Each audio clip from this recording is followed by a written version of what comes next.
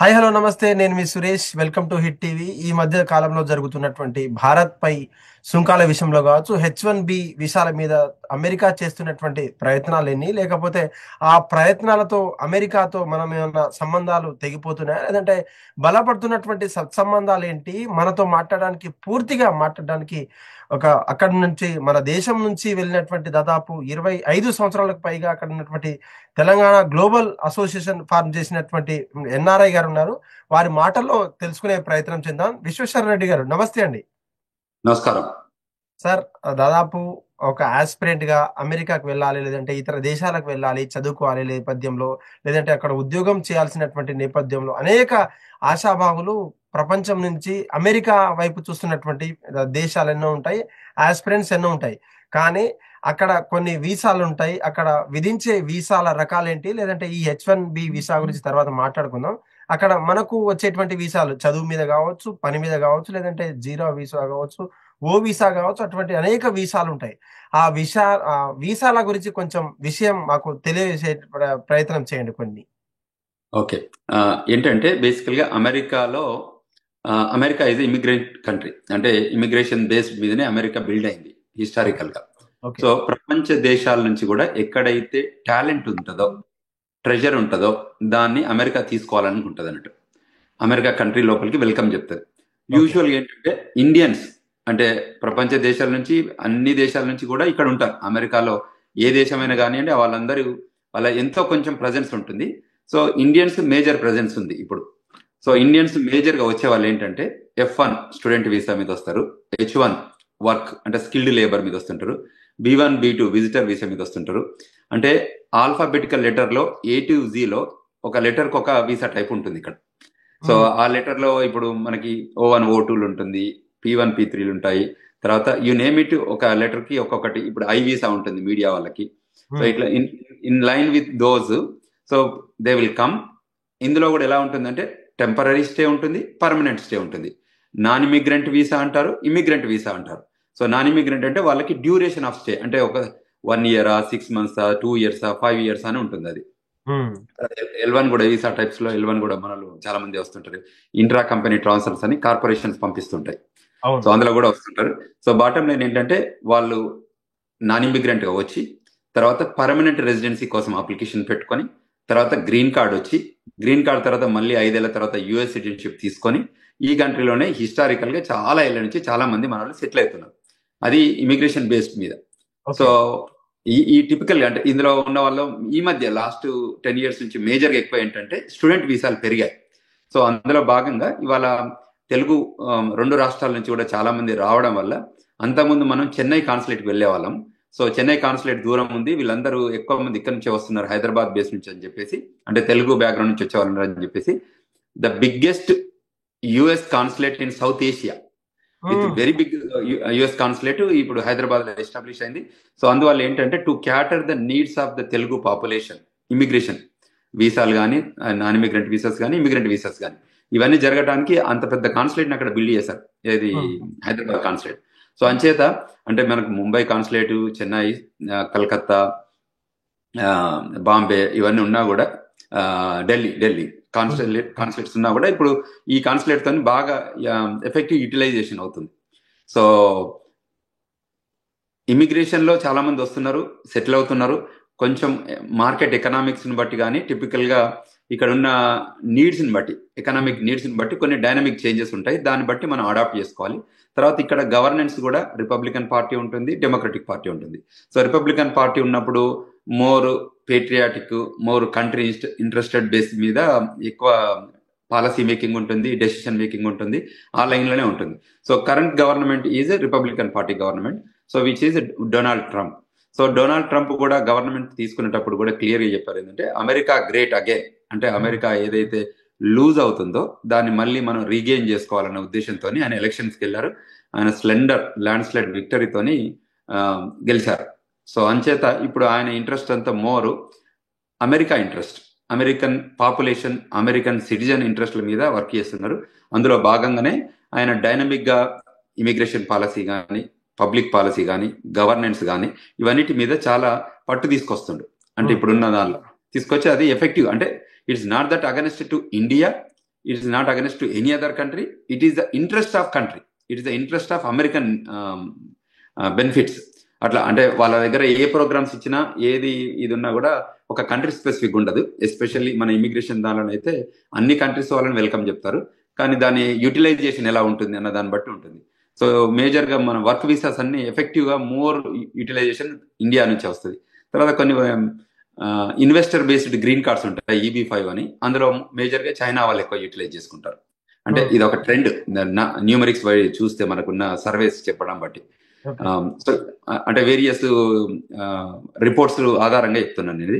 So ఓవరాల్గా picture ఎలా అంటే, ఇక్కడున్న నీడ్స్ కానీ, ఇక్కడున్న అడాప్టబిలిటీ కానీ, ఇక్కడున్న కంఫర్ట్ కానీ, ఇక్కడున్న దీంతో మన వాళ్ళంతా ఎక్కువ సెటిల్ కావడానికి ఇక్కడ ఇష్టపడతారు.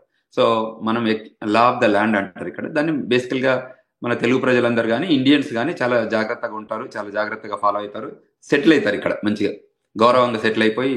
మన వాళ్ళు కూడా చాలా మంది సిటిజన్షిప్ తీసుకొని కూడా ఇక్కడ మన పొలిటికల్ సిస్టంలో కూడా వాళ్ళు జాయిన్ అయ్యారు.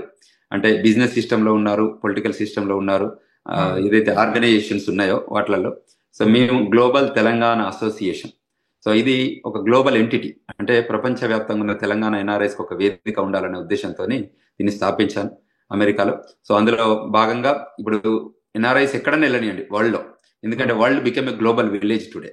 సో అంచేత చాలా మంది they are migrating to various reasons. అంటే ఈ ఎడ్యుకేషనే కానీ, ఎంప్లాయ్మెంటే కానీ, టూరిజమే కానీ, బిజినెసే కానీ, యూనో చాలా ఎక్స్ప్లోరేషన్ జరుగుతుంది. ఎందుకంటే పాపులేషన్ ఒక దగ్గర ఉండరు కదా. ఇప్పుడున్న కొత్త డిజిటల్ ఏజ్ లో you are getting all the information. మనకు ప్రపంచంలో ఏం జరుగుతుందో మనకు ఫింగర్ టిప్స్ లో తెలుస్తుంది. అది ఆపర్చునిటీస్ బేసికల్ గా స్పెషాలిటీ ఏంటంటే ఏ ఆపర్చునిటీస్ ఉన్నాయి, ఏ దేశంలో ఎంత ఉన్నాయి అని తెలవడం ఈజీ అయిపోయింది ఈ మీడియా వల్ల. తర్వాత ఇమిగ్రేషన్ అంటే కంట్రీస్ కూడా చాలా వెల్కమ్ చెప్తున్నాయి. చాలా దేశాలు, ప్రపంచంలో ఉన్న దేశాలు వాళ్ళ దేశాలకు రమ్మని ఆ దేశంలో స్కిల్ లేని స్కిల్ ను వెల్కమ్ చెప్తుంది. అందులో భాగంగా చాలా ముందుకు తీసుకెళ్తున్నారు. ఇప్పుడు ఒకప్పుడు మైగ్రేషన్ అంతా Tier 1 కంట్రీస్ అన్నట్టు, అంటే అమెరికా, కెనడా, ఆస్ట్రేలియా, న్యూజిలాండ్, ఇట్లా యూరప్, ఇటువంటి అంటే మేజర్ కంట్రీస్, సింగపూర్, వాటికి వెళ్ళేవాళ్ళు. ఇవాళ ఏంటి, ఆఫ్రికన్ కంట్రీస్లలో అన్ని కంట్రీస్కి వెళ్ళడం, సౌత్ అమెరికా కంట్రీస్కి వెళ్ళడం, తర్వాత సెంట్రల్ అమెరికాకి వెళ్ళడం, అదేవిధంగా కరేబియన్ ఐలాండ్స్కి వెళ్ళడం. అంటే ప్రపంచంలో ఎక్కడ భూభాగం ఉన్నా కూడా భూభాగంలో ఏదో ఒక ఆపర్చునిటీ, దీంతోనూ ఒక ఆపర్చునిటీతో అక్కడ అవకాశాలు ఉంటే అవి వెబ్లలో ఇప్పుడు మనకు దొరుకుతుంది ఇన్ఫర్మేషన్. తర్వాత మన వాళ్ళు ముందు వెళ్ళి అక్కడ ఎక్స్ప్లోర్ అయిన వాళ్ళు కూడా చాలా ఇన్ఫర్మేషన్ షేర్ చేస్తున్నారు. అందులో భాగంగా చాలా మందికి కనెక్షన్స్ వస్తున్నాయి. సో అందులో భాగంగా వెళ్తున్నారు, కష్టపడుతున్నారు, సెటిల్ అవుతున్నారు. ఫస్ట్ జనరేషన్, సెకండ్ జనరేషన్ అని ఇట్లా అంటుంటారు. అంటే వెళ్ళిన ఇయర్స్ ని బట్టి వెళ్ళి థర్డ్ జనరేషన్ కూడా కొన్ని కంట్రీస్లలో వెళ్ళిన వాళ్ళు ఉన్నారు, కొన్ని కంట్రీస్లలో ప్రైమ్ మినిస్టర్స్ కూడా ఉన్నారు, కొన్ని కంట్రీస్ లో ప్రెసిడెంట్స్ ఉన్నారు, మన భారత సంతతికి చెందిన వాళ్ళు. సో ఇవన్నీ అప్డేట్స్ జరుగుతున్నాయి.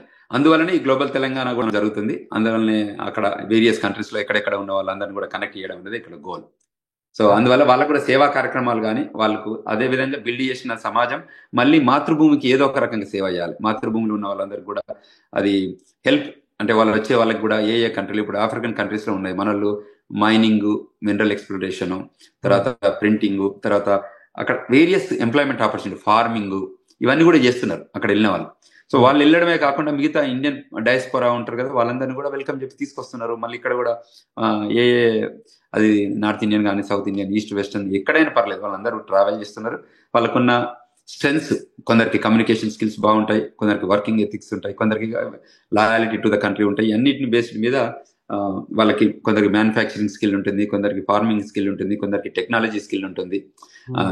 అంటే వేరియస్ సెక్టర్స్, ఇది ఈ సెక్టర్ ఆ సెక్టర్ అనే కాకుండా వాళ్ళకున్న స్కిల్ బేస్డ్, సెక్టర్స్ బేస్డ్. ఇప్పుడు గల్ఫ్ కంట్రీస్కి వెళ్తే అక్కడ మన కన్స్ట్రక్షన్ లో చాలా మంది ఉంటారు. అక్కడ ప్లంబర్స్, ఫిట్టర్స్, మెషినరిస్ట్, వాళ్ళంతా మెకానిక్స్, వీళ్ళంతా కూడా చాలా మంది, ఎలక్ట్రీషియన్స్, ఇవన్నీ కూడా చాలా మంది అక్కడ మనలు పెద్ద పెద్ద భవంతులు కట్టేటోళ్ళంతా కూడా మన వాళ్ళే. ఇక్కడ నుంచి కరీంనగర్ జిల్లా కానివ్వండి, నిజామాబాద్ జిల్లా కానివ్వండి, ఆదిలాబాద్ జిల్లా కానివ్వండి, ఈ జిల్లాల నుంచి చాలా మంది వెళ్ళి అక్కడ ఎంప్లాయ్మెంట్ రీత్యా వెళ్ళిన వాళ్ళందరూ కూడా బాగా సెటిల్ అయ్యి, బాగా కంట్రీ గ్రోత్ కోసం, కంట్రీ రీబిల్డింగ్ దట్ కంట్రీ, అంటే ఆ కంట్రీ నిర్మాణం కోసం మన వాళ్ళు చాలా మంది అందులో పార్టిసిపేట్ అవుతున్నారు. It is the greatest skill that Indians have. Only Indians people can travel across the globe, not any other people. మనకి ఇవాళ ఒక 100 పై దేశాలలో మన ప్రెజెన్స్ ఉంది. సో అందులో భాగంగానే మేము కనెక్ట్ చేయడం అనేది మా ఉద్దేశం. అంటే కనెక్షన్, కొలాబరేషన్, కమ్యూనికేషన్, దాంతో మనం ఏదైనా బ్యాక్ హోమ్ కూడా ఏదైనా ఇది సేవ చేయాలనేది ఒక పెద్ద ఆలోచన విధానంతో నిర్మాణం జరుగుతున్న సంస్థ. సో ఇప్పుడు కూడా స్పెషల్ గా మనం ఇక్కడ ఉన్న అంటే అమెరికాలో జరుగుతున్న సంఘటనల బేస్ మీద మేము ఇక్కడ కూడా చాలా మందికి గైడింగ్ చేస్తున్నాము, కౌన్సిలింగ్ చేస్తున్నాము, ఎడ్యుకేట్ చేస్తున్నాము, వెబినార్స్ పెడుతున్నాము, సెమినార్స్ ఆర్గనైజ్ చేస్తున్నాము. సో దట్ ఎడ్యుకేషన్ అంటే ఇప్పుడు మనం అంటుంటాం కదా, ఒక ఫిష్ కొనియడం కంటే ఫిషింగ్ నేర్పియడం ఇంపార్టెంట్ అని అంటాం కదా.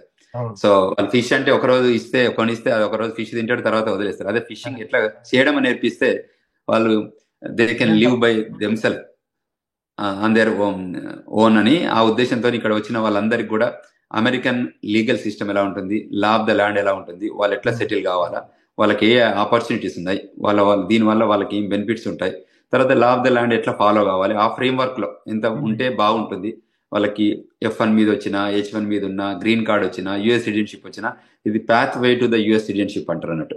అంటే రకరకాల పీపుల్. సో అందులో కూడా మేము చాలా హెల్ప్ చేస్తున్నాం, గైడ్ చేస్తున్నాం, అట్లా కౌన్సిల్ చేస్తున్నాం అంటే so that they will also get good education and success in their own life. Okay sir, మేము చూస్తుంటాం మీ యొక్క ప్రోగ్రామ్స్ కావచ్చు యూట్యూబ్లలో, లేదంటే అమెరికాలో జరిగేటువంటి సదస్సులకు తెలంగాణ గ్లోబల్ అసోసియేషన్ వాళ్ళు వేరే ఆహ్వానించారని చెప్పేసి చాలా మంది అసోసియేషన్ సంబంధించినటువంటి ఇక్కడ ఫ్లోక్ సింగర్స్ కావచ్చు, డాన్సర్లు కావచ్చు, లేదంటే మిమిక్రీ ఆర్టిస్ట్, ఇన్ఫ్లుయెన్సర్స్ వస్తూ ఉంటారు. ఆ గ్లోబల్ అసోసియేషన్ మాకంతా తెలుసు. కానీ అక్కడ జరిగేటువంటి పరిణామాలు చూస్తే నిజంగా మీరు ఒక దాదాపు మోర్ దెన్ 20-25 ఇయర్స్ ఉన్నారు కాబట్టి, దాదాపు ఒక చిన్నపాటి సిల్వర్ జూబ్లీ కాబట్టి. యా, అయితే మీరు చెప్పండి సార్, నిజంగా US is an super country, లేకపోతే వాళ్ళు రీబిల్డ్ అగైన్ అనే కంట్రీ ఆ నినాదం ఎందుకు వస్తుంది? నిజంగా అమెరికా అనేది సూపర్ కంట్రీ అని ఇప్పటికీ మీరు నమ్ముతున్నారా?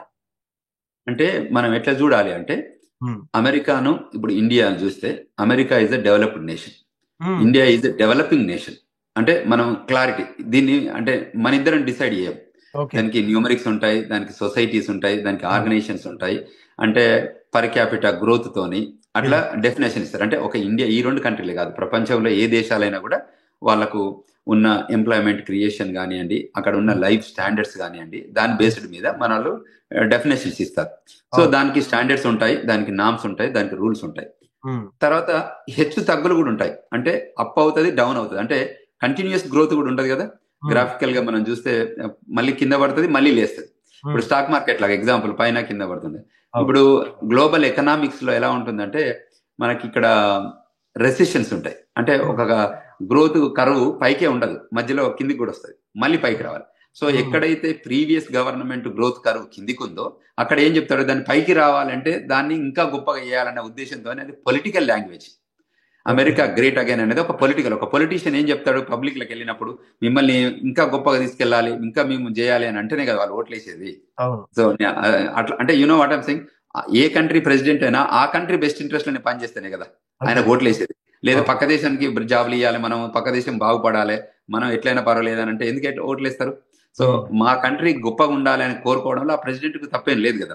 అదే విధంగా ఇవాళ భారతదేశానికి పెద్ద పెద్ద అంటే స్ట్రెంగ్త్ ఉంది. మనం హిస్టారికల్ గా భారతదేశం చరిత్ర ఉంది, మనకి సంస్కృతి ఉంది, సాహిత్యం ఉంది, ధర్మం ఉంది. అంటే దానికి ఒక వేద విద్వాన పరిషత్తు చరిత్ర ఉన్న దేశం భారతదేశం. అంటే నిన్న మొన్న మన ఇద్దరం డిసైడ్ చేసింది, డెఫినేషన్ ఇచ్చింది కాదు, దానికి వేల చరిత్ర ఉంది. మనం ఒక చిన్న నీటి బిందువులం మనం. సో అందులో భాగంగా ఈ భారతదేశానికి ఉన్న ఇండియాలో భారతదేశం నుంచి చూస్తే అమెరికాని ఈ two biggest democracy countries. So అందువల్ల ఏమైతుందంటే both can go hand in hand. అంటే రిజిమ్స్ ఇవన్నీ ఏమి ఉండవు కాబట్టి ఇక్కడ ప్రెసిడెన్షియల్ ఎలక్షన్ ఉంది, అక్కడ ప్రైమ్ మినిస్టర్ ఎలక్షన్స్ ఉంది. అంటే టిపికల్ గా అంటే పబ్లిక్ ఏదైతే నిర్ణయం తీసుకుంటారో సో వాళ్ళ బేస్డ్ మీదనే ఇది ఉంటుంది. అమెరికా ఉన్న ఇన్ఫ్రాస్ట్రక్చర్, అమెరికాకు ఎంప్లాయ్మెంట్, అమెరికాలో ఉన్న ఇన్నోవేషన్, అంటే ఇక్కడ మోర్ రీసెర్చ్ అవి మీకు పేటెంట్స్ ఉండి ఇవి ఉండడం వల్ల ఈ దేశానికి ఎక్కువ పర్ క్యాపిటల్ జీడిపి ఎక్కువ ఉంది. మనకు రేపు వస్తాయి అంటే ప్రతిదీ వీ కెన్ కంపేర్. అంటే oranges, Apple, you can compare same thing. America ఇండియాలో ఎగ్జాక్ట్ అదే ఉందని. మనకున్న చరిత్ర వేరు, వీళ్ళకున్న చరిత్ర వేరు. ఇది మోర్ ఇమిగ్రెంట్ బేస్డ్ కంట్రీ. మనది హిస్టారికల్ గా మనకే చరిత్ర ఉంది పెద్ద. మనది ఇమిగ్రేషన్ పెద్ద కంట్రీ కాదు, ఇమిగ్రేషన్ బేస్డ్ లో. సో అంచేత అమెరికాను మనం ఒక రకంగా చూస్తే ఇండియాను ఒక రకంగా చూడాలి. America has its own strengths and weaknesses, and India has its own strengths and weaknesses. So అందులో మనం స్ట్రెంగ్స్ ఏదైనా ఉంటే Indians can adopt from America అనే దానికోసం మనం చెప్తున్నారు America is an super country or మనం చెప్పడానికి లేదు. కానీ ఒక సర్వే చెప్తోంది వరల్డ్ బ్యాంక్ దగ్గర అమెరికాకు ఉన్నటువంటి ఏదైతే లెండింగ్ ఆపర్చునిటీస్ ఉన్నాయో దానికి తగ్గట్టే వాళ్ళ ఇన్కమ్ కూడా ఉంది, పర్ క్యాపిటా కూడా ఉంది. అలా అని చెప్పేసి అమెరికాను కూడా ఇప్పుడు దాదాపు ఆటమ్స్ బాంబ్ గురించి కావచ్చు, లేదంటే అక్కడ ఉన్నటువంటి ఆర్మీ అంతా కూడా చైనా దగ్గర ఎక్కువ ఉంది. అంటే compare to US army China వాళ్ళ దగ్గర కూడా ఎక్కువ ఉంది. కానీ అయినా సరే సూపర్ కంట్రీ అయినా సరే, లేదంటే రీడెవలప్ చేసుకోవాలని చెప్పేసి జో బైడెన్ చెప్పకపోవడం వల్ల, లేదంటే ట్రంప్ చెప్పడం వల్ల రెండోసారి అధిష్టానం ఎక్కినటువంటి తను మనలాంటి దేశాల మీద 4th లార్జెస్ట్ గ్రోయింగ్ ఎకనామికల్ గా గ్రో అవుతున్నటువంటి జీడిపి కావచ్చు, యాజ్ పర్ క్యాపిటా ఇన్కమ్ కలిగినటువంటి మన మీద ఈ టారిఫ్స్ కావచ్చు దాదాపు 150% కూడా ఈ సుంకాల విషయంలో, లేదంటే చిన్న చిన్న కంపెనీస్ ఎక్స్పోర్ట్ అండ్ ఇంపోర్ట్ ఇప్పుడే అలవాటు పడుతున్నటువంటి కంపెనీస్ కూడా మూసుకునే, అంటే క్లోజ్ చేసే విధంగా కూడా, షట్ డౌన్ చేసే విధంగా కూడా తను భయపడుతున్నారు. అయినా సరే తెలంగాణలో ఉన్నటువంటి పర్ క్యాపిటా కావచ్చు, తెలంగాణలో ఉన్నటువంటి జీడిపి కావచ్చు, ఇక్కడ ఉన్నటువంటి ఫార్మా కంపెనీలు కూడా 100% టారిఫ్ విధించారు. ఈ రోజు మీకు తెలిసిందే, లేదంటే రేపటి రోజున October 1 నుంచి కూడా అమలు అవుతుందని చెప్తారు. ఎలా చూస్తారు? మనల్ని భయపెట్టే ప్రయత్నం చేస్తుందా? అంటే అమెరికా ఏం చెప్తారు సార్ మీరు? అంటే టారిఫ్స్ కానీ ట్యాక్సెస్ కానీ ఇవన్నీ ఎలా ఉంటాయంటే కంట్రీ ఇంట్రెస్ట్ లో చేస్తున్నారు. అమెరికన్ ప్రెసిడెంట్ ఏమంటున్నాడంటే, ఆయన ఏమంటున్నాడు, మన దేశస్తులందరికీ మీరు ట్యాక్స్ కడుతున్నారు కదా, మీ ట్యాక్స్ నేను రెడ్యూస్ చేస్తాను, బయట దేశాలకు ట్యాక్స్ ఇస్తాను, మీకు ఏమైనా ఇబ్బంది అని అడుగుతాడు. అర్థమైంది కదా సింపుల్ గా. ఇప్పుడు మీకు మనం అమెరికన్ సిటిజన్స్, ఈ దేశం మన దేశంలో మీరంతా ట్యాక్స్ పే చేస్తున్నారు కదా, మీకు ట్యాక్స్ రిడక్షన్ చేస్తా, ప్రపంచ దేశాల మీద నేను ట్యాక్స్ ఇస్తా, మీకేమి ఇబ్బంది? ప్రపంచ దేశాల నుంచి వచ్చే ప్రొడక్ట్ మన దేశంలోకి వస్తుంది కదా, వాళ్ళ ప్రొడక్ట్ మనం కొంటున్నాం కదా, మనం చేస్తున్నప్పుడు వాళ్ళు ఎందుకు ట్యాక్స్ కట్టద్దు? అయితే పాత గుడ్ ఓల్డ్ ఏజ్ ట్యాక్సెస్ ఉన్నాయి.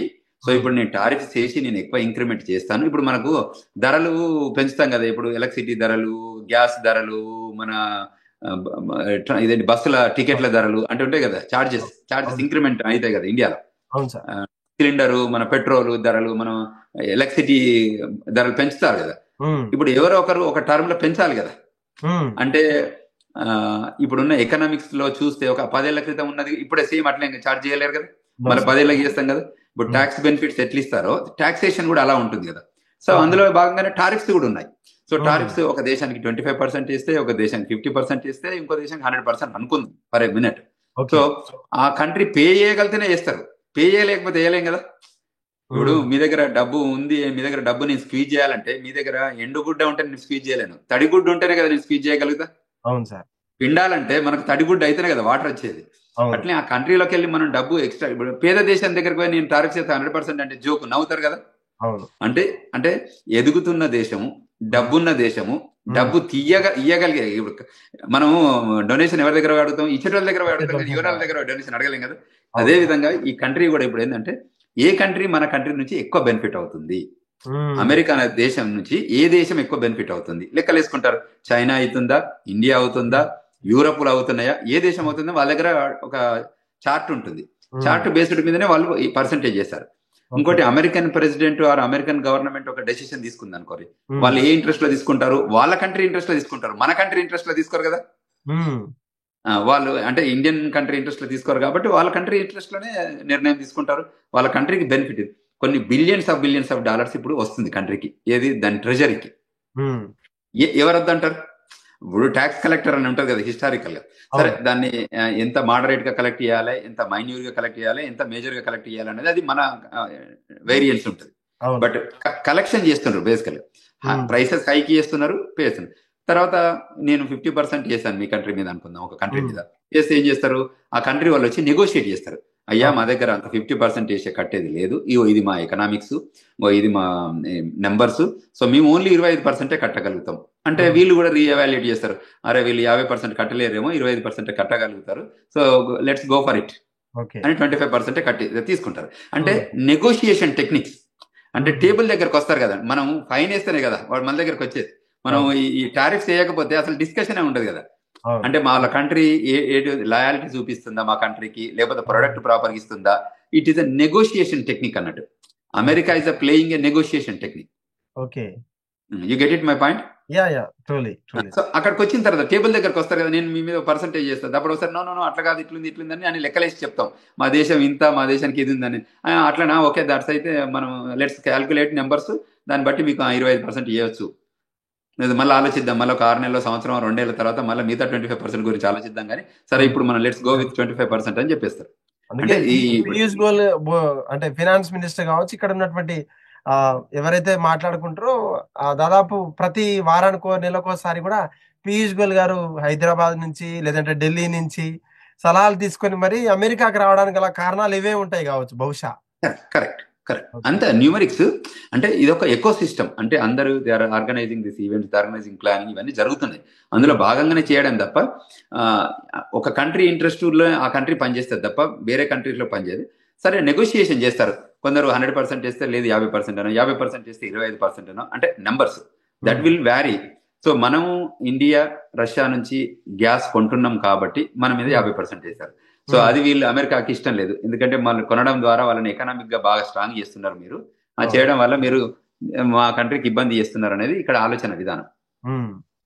సో సార్ అందువల్ల ఎలా మంచిది. ఉంది ఇప్పుడు దాదాపు ప్రపంచం నుంచి ఇంపోర్ట్ అయ్యేటువంటి అగ్రికల్చర్ ప్రోడక్ట్ కావచ్చు, డైరీ ప్రోడక్ట్ కావచ్చు, మీట్ కావచ్చు, చికెన్ కావచ్చు, ఎగ్స్ కావచ్చు, డైరీ మిల్క్ అంతా కూడా.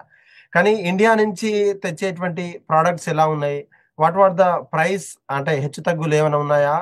అంటే దాదాపు మీరు జీవిస్తున్నటువంటి ఆ స్టైల్లో ఎలా ఉంది, ఇప్పుడు ఎలా ఉంది? అంటే కేజీ లెక్క కాకుండా మీకు రోజువారు కొనేటువంటి ఎలా ఉన్నాయి నిజంగా? ఇంపోర్ట్ అయ్యేటువంటి టారిఫ్స్ మీ మీద కూడా భారం పడే ఉంటది ఎంతో కొంత. ఎలా ఉంటాయి? ఒకసారి సోనా మసూరి రైస్ లేకపోవడం, బీపీటీ రైస్ లేకపోవడం, దాదాపు సోషల్ మీడియాలో ఒకటి కొన్నటువంటి బ్యాగులు 10 బ్యాగులు కొనేశారని, సూపర్ మార్కెట్లలో వెళ్తామని చెప్పేసి మేము సోషల్ మీడియాలో స్క్రోల్ చేస్తా ఉంటారు. ఇక్కడ నుంచి వెళ్ళినటువంటి వాళ్ళు రీల్స్ చేస్తా ఉంటారు. ఎలా అనిపిస్తుంది అక్కడ?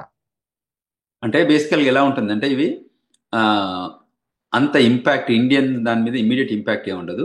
ఓకే. ఇండియా నుంచి ఎక్స్పోర్ట్ అయ్యేది India intelligence, okay. Indian human resources. India నుంచి వచ్చే బియ్యానికో, ఇండియా నుంచి వచ్చే బట్టలకో, ఇండియా నుంచి వచ్చే దానికి పెద్దది ఉంటుంది, అది మేనేజ్ చేసుకోవచ్చు. ఓకే. ఇండియా ఒక్కొక్క కంట్రీ ఒక్కొక్క ఎక్స్పోర్ట్ ఇంపోర్ట్ చేస్తుంది. ఇండియా ప్రపంచ దేశాలకి ఏం ఎక్స్పోర్ట్ చేస్తుందంటే ఇండియన్ టాలెంట్ ను, మ్యాథమెటిక్స్ ను, స్టెమ్ ను, సైన్స్, టెక్నాలజీ, ఇంజనీరింగ్, మ్యాథమెటిక్స్, ఇవి ఎక్స్పోర్ట్ చేస్తుంది. అమెరికా ఎక్స్పోర్ట్ ఏం చేస్తుంది?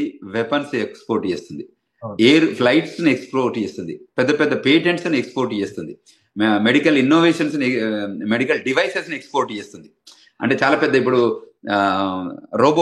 రోబోట్స్ తోని సర్జరీస్ చేస్తున్నారు కదా, ఎగ్జాంపుల్ ఐఎమ్ టెల్లింగ్. సో అట్లా అమెరికాలో ఇన్నోవేషన్ అయ్యి, అది మెడికల్ సెక్టరే కానీ, అది టెక్నాలజీ సెక్టరే కానీ, అది స్పేస్ సెక్టరే కానీ, ఇప్పుడు శాటిలైట్స్ ఉంటాయి కదా పెద్ద పెద్దవి. ఇప్పుడు ఒక ఫ్లైట్ ఉంది, బోయింగ్ ఉంటది అమెరికాలో, సియాటిల్లో ఉంటుంది. వాళ్ళు ఒక ఫ్లైట్ తయారు చేసి అమ్మేస్తే కొన్ని మిలియన్స్ వస్తాయి. మనకి ఎన్ని రైస్ బ్యాగ్స్ ఈక్వల్ అయితే ఒక ఫ్లైట్ అవుతుంది. You get my point. అంటే నేను అనేది అంటే ఇండియా నుంచి ఎక్స్పోర్ట్ అయ్యేది మన talent is the bigger than anything. So అట్లే ప్రతి దేశంలో, ఒక్కొక్క దేశంలో ఇప్పుడు అమెరికాలో ఫార్మింగ్ ఏరియా ఉంటుంది, అంటే వ్యవసాయం చేయడానికి మనకు మెక్సికో నుంచి వస్తుంటారు, or central America, south America నుంచి చాలా మంది సీజనల్ వర్కర్స్ వస్తారు వ్యవసాయం చేయడానికి కోసం అమెరికా. ఇండియన్స్ చాలా తక్కువ అందులో, ఆ సెక్టర్ లో మన వాళ్ళు ఉండరు. మన వాళ్ళు మేజర్ గా డాక్టర్స్, లాయర్స్, సాఫ్ట్వేర్ ఇంజనీర్స్, ఈ సెక్టర్ లో ఎక్కువ మంది వస్తారు. సో అట్లా ఆపర్చునిటీస్ ఆ సెక్టర్ లో ఉన్న వాళ్ళు ఉంటారు. సో ఇప్పుడు అంటే ఇమీడియట్ గా టారిఫ్స్ పెంచడం వల్ల బేసికల్ గా బాగా చేంజ్ ఏమి ఉండదు. మినిమల్ గా ఇంపాక్ట్ అవుతుంది. ఎట్లాగో ధరలు పెరిగితే ఎట్లా ఇంపాక్ట్ అవుతుందో ఆ ప్రైసింగ్ ఇంపాక్ట్ అవుతుంది. రిసెషన్, కొంచెం ఎకనామిక్ రిసెషన్ జరుగుతుంది, పోస్ట్ పాండమిక్ ఎకనామిక్ రిసెషన్ జరుగుతుంది, స్లో డౌన్ అయింది ఎకనామిక్స్, ఎంప్లాయ్మెంట్ తక్కువ ఉంది కాబట్టి, కొద్ది స్టాక్ మార్కెట్ కూడా స్లో అప్ అండ్ డౌన్స్ ఉంటాయి కాబట్టి అదే జరుగుతుంది తప్ప మన నుంచి వచ్చే ప్రొడక్ట్స్ ఏమి ఎక్స్పోర్ట్ అవుతున్నాయి. ఇంతకుముందు మీరు చెప్పినట్టు బియ్యం అంటున్నారు, బియ్యం ఎంత ఉంటుంది కాస్ట్, ధర ఎంత ఉంటుంది? అంతా ఇట్స్ నాట్ గోల్డ్ కదా. తర్వాత మనం డే టు డే వేసుకునే బట్టలు మేజర్ గా ఏంటంటే చైనా నుంచి వచ్చే ఐటమ్స్ ఉంటాయి కదా. చైనా నుంచి ఐటమ్స్ అన్ని చీప్ అయినాయి కదా. చైనా నుంచి ఐటమ్స్ ఏంది ఎక్కువ పెద్ద పెద్దవి కాదు కదా. ఓన్లీ యూరోప్ నుంచి వచ్చే కొన్ని లగ్జరీ ఐటమ్స్ అయితే తప్ప, పెద్ద పెద్ద కార్లు, పెద్ద పెద్ద వాచ్లు, అవన్నీ వాటి రిలేటెడ్ అయితే తప్ప అంత పెద్ద ఇష్యూ ఉండదు. అవును అవును. అంటే మన దగ్గర నుంచి వచ్చి మేము వాడుతున్నాం. ఇప్పుడు మేము దైనందిక జీవితంలో ఎవ్రీ డే మేము వాడుతున్న ఏంటి, మనం బట్టలు వాడుతుంటాం, భోజనం చేస్తుంటాం, ఇక్కడ ఫుడ్ ఇక్కడ కూడా కొంచెం వస్తుంది, ఇంటర్నేషనల్ కూడా వస్తుంది. ఇంకా ఇప్పుడు వెజిటేబుల్స్ అన్ని కూడా ఇక్కడే వచ్చేస్తున్నాయి చాలా ఎక్కువ.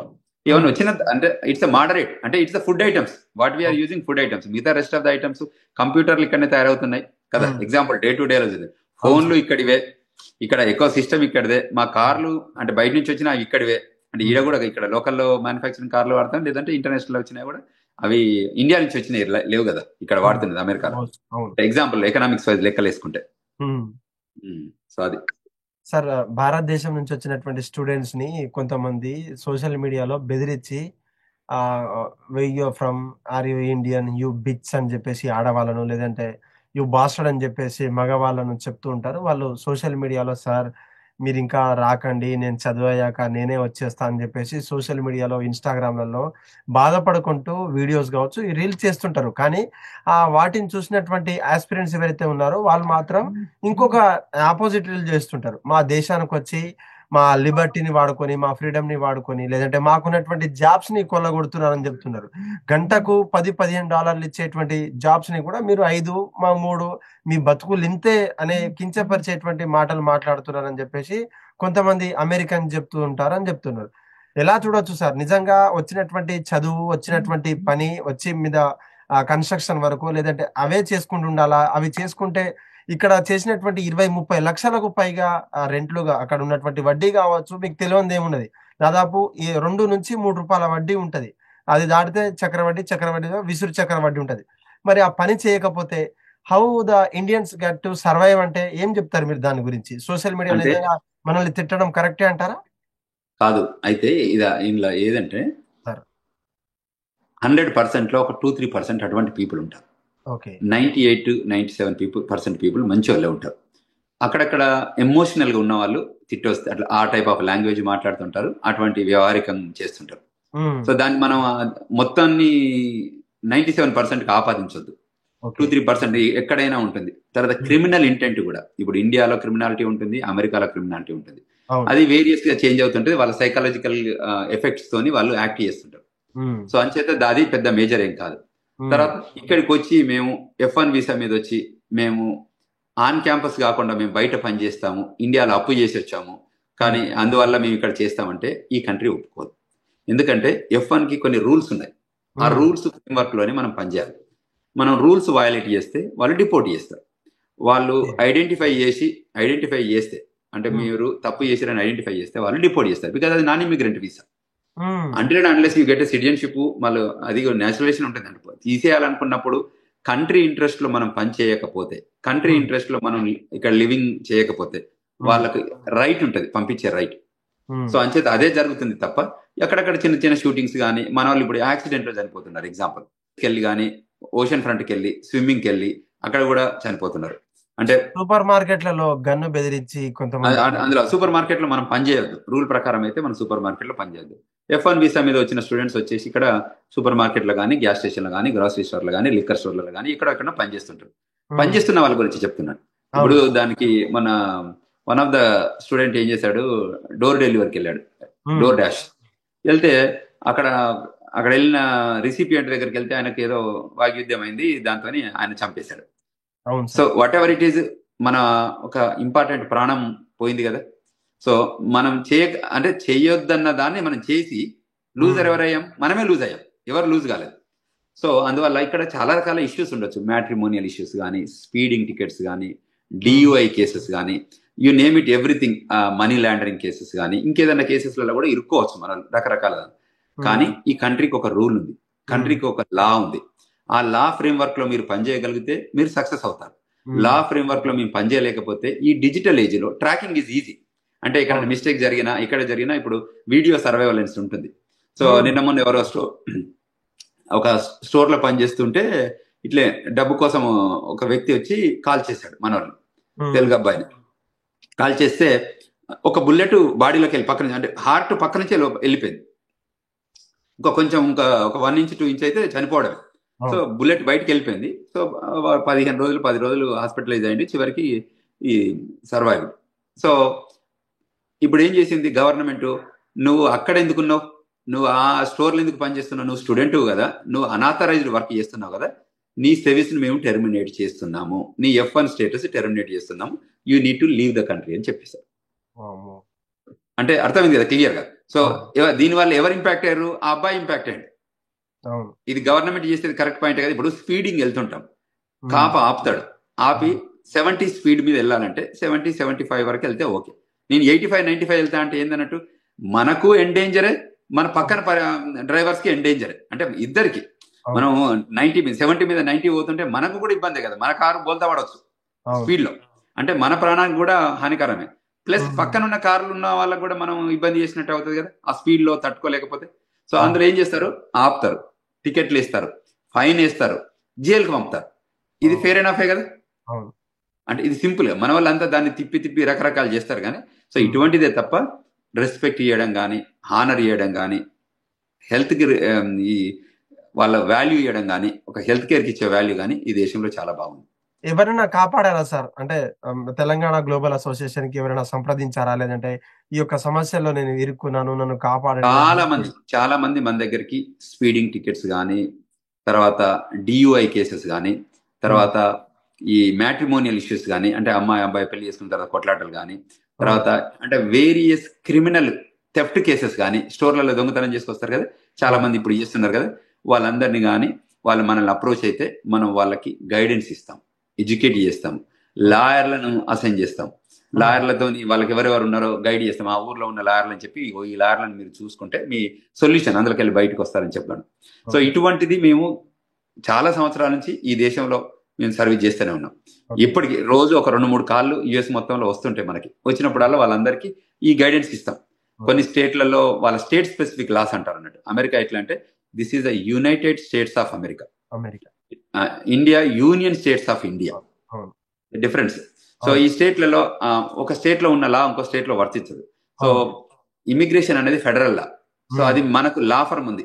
My wife is um. An immigration attorney, so we run అవును సార్. ఇమిగ్రేషన్ లా ఫర్మ్ కాబట్టి, సో ఇమిగ్రేషన్ లాలో మేమే హెల్ప్ చేస్తుంటాం. అక్కడే వర్క్ మిగతా చేస్తారా లాస్ సార్? అమెరికాలో పనిచేస్తారా మీ మేడం గారు?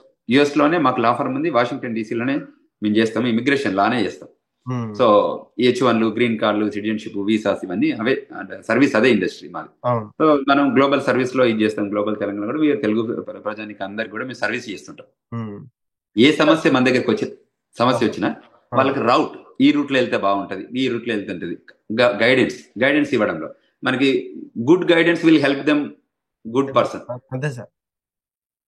సరే, ఓవరాల్ గా కంక్లూడ్ చేయండి, టైం కూడా అయిపోతా ఉంది. ఇప్పుడు తెలంగాణ పాలిటిక్స్ మీద మీ ఒపీనియన్ ఏంటి? గత 10 సంవత్సరాలుగా బీఆర్ఎస్ పరిపాలించిన, ఈ 2 సంవత్సరాలుగా పాలించినటువంటి కాంగ్రెస్, 2 కంపేర్ చేస్తే which one is the best అని చెప్పకండి, అమలు చేస్తున్నటువంటి సంక్షేమ పథకాల గురించి మాట్లాడండి. టిపికల్ గా ఏంటంటే తెలంగాణ మలిదశ ఉద్యమంలో నేను భాగస్వామి. సో అంటే నేను I'm not new, I don't know Indian politics తెలియదని కాదు. ఓకే. తెలంగాణ రాష్ట్ర సాధన కోసం, తెలంగాణ రాష్ట్ర సాకార్యం కోసం, తెలంగాణ మలిదశ ఉద్యమంలో తెలంగాణ భావజాల వ్యాప్తి కోసం, ఉమ్. బావుటా కోసం నేను తెలంగాణ సమాజంలో ఒక భాగస్వామ్యం అయ్యాను. తెలంగాణ ఉద్యమంలో నేను ఇండియాకి వచ్చి కూడా చాలా పనిచేశాను. ఓకే. నాకు అందరు కూడా అంటే ఉద్యమ కాలంలో అందరు కూడా నాకు అందరు కనెక్టెడ్ పీపుల్. అవును. సో అంచేత మలిదశ ఉద్యమం తెలంగాణ రాష్ట్రం కావాలని కోరుకున్నాం. తెలంగాణ రాష్ట్రం అంకురార్పణ అయింది. ఉమ్. దానికి అన్ని పార్టీలు, సకల జనులు, సబ్బండ వర్గాలు సామాజిక చింతనతోని తెలంగాణ ఉద్యమం చేస్తే ఉమ్. సాధించుకున్న రాష్ట్రం అది. అవును. సో అందులో రాష్ట్రం సాధించుకున్న తర్వాత మళ్ళీ దాని ఫలాలు కూడా, అంటే దాని అభివృద్ధి ఫలాలే కానీ, లేకపోతే ఎంప్లాయ్మెంట్, అంటే మనం ఏదైతే నీళ్లు, నిధులు, నియామకాల మీద ఏదైతే ఉద్యమం చేశామో వాటిని అందరికీ పంచాలి అనేది మనం కర్తవ్యం. అందులో భాగంగా ఇప్పుడు ఉద్యమం చేసింది కాబట్టి టిఆర్ఎస్ కరెంట్ బీఆర్ఎస్ కి మొదటిసారి అవకాశం ఇచ్చారు, రెండోసారి అవకాశం ఇచ్చారు. తర్వాత వాళ్ళు చేస్తున్న కార్యక్రమాలలో తెలంగాణ సమాజం దాన్ని కరెక్షన్ కోసం కావాలని అనుకున్నది కాబట్టి మరొకసారి alternative to BRS Congress party అనుకున్నది. సో కాంగ్రెస్ పార్టీకి అవకాశం ఇచ్చింది. సో కాంగ్రెస్ పార్టీ కూడా కొన్ని పథకాలను కానీ వాటిని కానీ ఇంట్రడ్యూస్ చేసింది కొత్తగా. సో ఆ పథకాలను ప్రజలకు అందాలి. ప్రజలకు అందే క్రమంలో కాంగ్రెస్ పార్టీ కానీ ఇప్పుడున్న గవర్నెన్స్ కానీ బ్రహ్మాండంగా పనిచేస్తే మళ్ళీ ఎన్నుకుంటారు ప్రజలు. కానీ ప్రజలే ఫైనల్ జడ్జి అన్నట్టు, జడ్జిమెంట్ ఇవ్వడంలో ఫైనల్ వాళ్ళ దగ్గరే ఉంది. అంచేత ప్రజలు ఒకప్పుడు ఎర్ర బస్సులలో తిరిగేవాళ్ళు, ఇవాళ ప్రజలు ఎయిర్ బస్సులలో తిరుగుతున్నారు. సో అంచేత అంతకుముందు ఎడ్యుకేషన్ ఒక టీవీ చూస్తే తప్ప విషయం తెలియకపోయేది, ఒక పేపర్ చదివితే తప్ప. ఇవాళ సోషల్ మీడియా వచ్చి ఇవాళ ప్రతి ఒక్కరి చేతులలో విశ్వవ్యాప్తమైన ఎడ్యుకేషన్ వాళ్ళ చేతుల్లో ఉంది. అంటే వాళ్ళు అనాలిసిస్ చేసుకునే నిర్ణయం తీసుకునే శక్తి వాళ్ళకు ఉన్నది. అంచేత ఇప్పుడు పనిచేస్తున్న క్రమంలో ఈ పథకాలలో కూడా ఏ గవర్నమెంట్ అయినా కూడా ప్రజలకు సేవ చేయాలని అనుకుంటుంది. అందులో వాళ్ళు ఫెయిల్ అయితే ప్రజలు తిరస్కరిస్తారు, అంతే తప్ప అంటే వాళ్ళకు ప్రజలకు ఓపిక ఉంటది, ప్రజలు ఆలోచించగలుగుతారు, ప్రజలు నిర్ణయాత్మకమైన ఓటు కూడా ఇవ్వగలుగుతారు. సో దాన్ని మనం గౌరవించాలి. వాళ్ళు ఇప్పుడు ఒక 5 సంవత్సరాలు కాంగ్రెస్ పార్టీకి ఇచ్చారు కాబట్టి ఈ 5 సంవత్సరాలు వాళ్ళు ఏ రకమైన గవర్నెన్స్ చేస్తారో మనం అబ్జర్వ్ చేయాలి. అందులో ఏదైనా తప్పులు హెచ్చు తప్పులు ఉంటే మనము నిర్మాణాత్మకమైన ఫీడ్బ్యాక్ ఇవ్వాలి ఇప్పుడు గవర్నమెంట్ లో. అంటే అది best interest of the population, best interest of the society, not the political interest. Best interest of the అంటే సమాజం కోసం, సమాజ అభివృద్ధి కోసం చేయాలి. అటువంటి చేసిన రోజులు ఇబ్బంది ఏం లేదు. అందులో ఏదైనా మిస్ అయితే అప్పుడు మళ్ళీ ప్రజలు మళ్ళీ తిరస్కరిస్తారు, మళ్ళీ కొత్త వాళ్ళకి అవకాశం ఇస్తారు. అదే జరగబోతుంది.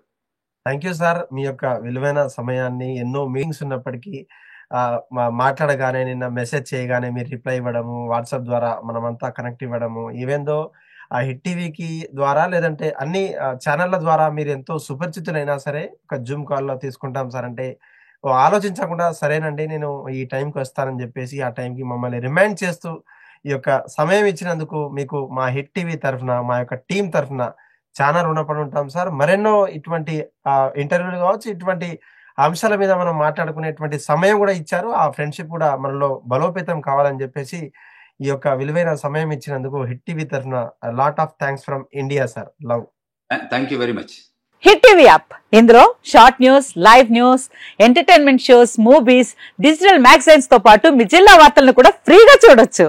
ఇంకెందుకు ఆలస్యం, వెంటనే హిట్ టీవీ యాప్ ని డౌన్లోడ్ చేసుకుని ఫ్రీగా ఎంటర్టైన్మెంట్ పొందండి. Hit TV app. Hit TV app. Please download hit TV app. Hit TV app ని ఫ్రీగా డౌన్లోడ్ చేసుకుని ఎంజాయ్ చేయండి. మీకు నచ్చిన ఎంటర్టైన్మెంట్ కోసం హిట్ టీవీ యాప్ ని ఫ్రీగా డౌన్లోడ్ చేసుకుని ఎంజాయ్ చేయండి. హిట్ టీవీ యాప్ ని డౌన్లోడ్ చేసుకుని ఆస్వాదించండి, ఆశీర్వదించండి. ఇంతమంది సెలబ్రిటీలు హిట్ టీవీ యాప్ ని డౌన్లోడ్ చేసుకోండి అని చెప్తున్నారంటే ఎంత మంచి యాప్ ఆలోచించండి. అమెరికా అమెరికా అమెరికా అమెరికాలో చదవాలనుకునే వాళ్ళకి విశ్వసనీయమైన పేరు మన శౌర్య కన్సల్టెన్సీ. UK లో 1 year masters, UK లో 1 year masters, 2 years work permit up to 5 years visa. Contact Shaurya Consultancy. Contact 89851 89851.